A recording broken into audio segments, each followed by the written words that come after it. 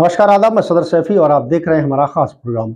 कांग्रेस के पूर्व राष्ट्रीय अध्यक्ष राहुल गांधी ने पिछले साल भारत जोड़ो यात्रा निकाली थी, जिसका उद्देश्य देश भर में पार्टी को पुनर्जीवित करना था। हालांकि यात्रा के बाद 4 राज्य विधानसभा चुनावों से 3 में ही कांग्रेस की हार हो गई थी।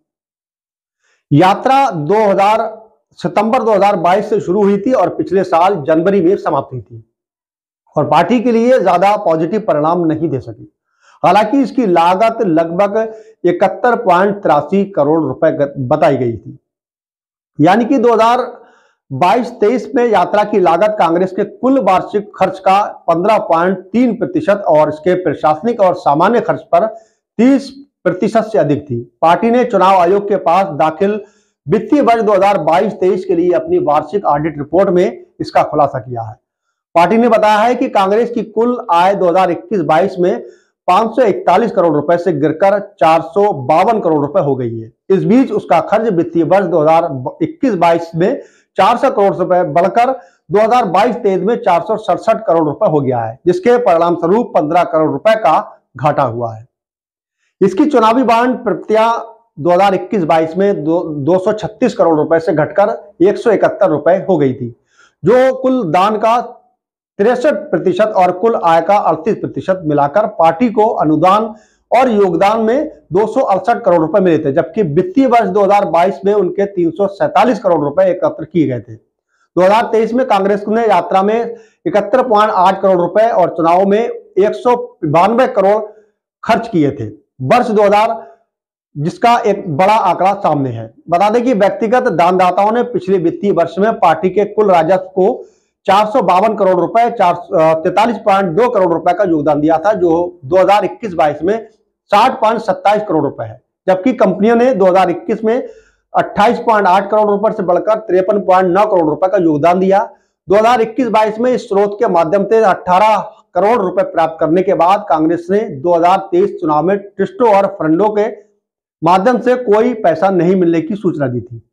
वहीं एक प्रकाशन में बिक्री में 152.7 करोड़ रुपए आके गए थे, जिसमें 43.5 करोड़ रुपए की आय हुई। बता दें कि 7 सितंबर 2022 को राहुल गांधी ने अपनी भारत जोड़ो यात्रा शुरू की और खुद को मोहब्बत की दुकान खोलने वाला तपस्वी आदि के रूप में पेश किया। वहीं भाजपा आरएसएस पर नफरत फैलाने का आरोप लगाया था। ट्रकों और पैदल रूप से निकले थे। इसके बाद तमिलनाडु कन्याकुमारी से शुरू और 30 जनवरी 2023 को जम्मू कश्मीर में यह यात्रा समाप्त हुई थी।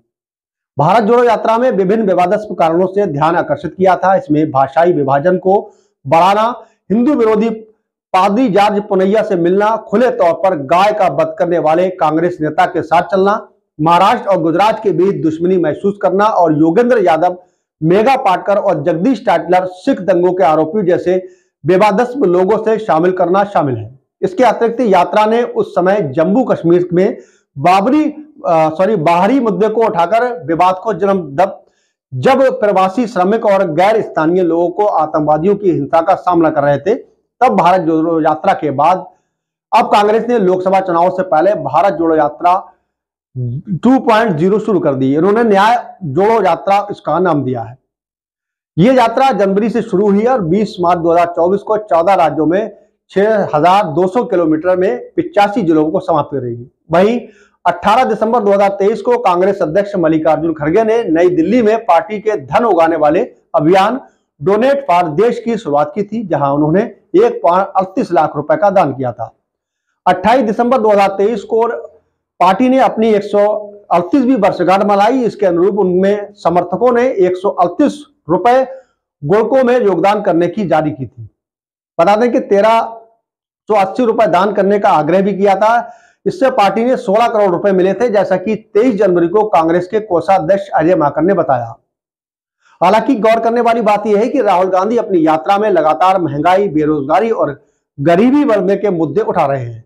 वहीं दूसरी तरफ इन चीजों से परहेज गरीब जनता से चंदा मांग रहे हैं। ऐसे में सोशल मीडिया पर कई लोग ये भी कह रहे हैं कि हाल ही में कांग्रेस राज्यसभा सांसद धीरज साहू के घर से 350 करोड़ रुपए मिले थे। वहीं देश का सबसे बड़ा अमीर विधायक भी है और कांग्रेस का भी है।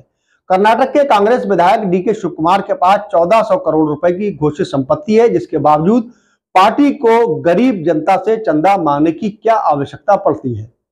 इसको लेकर तमाम तरह के जो सोशल मीडिया पर वायरल हो चुके वीडियो आप लगातार देखते होंगे, उसको लेकर लगातार कांग्रेस पर जो है तंज कसता नजर आ रहा है।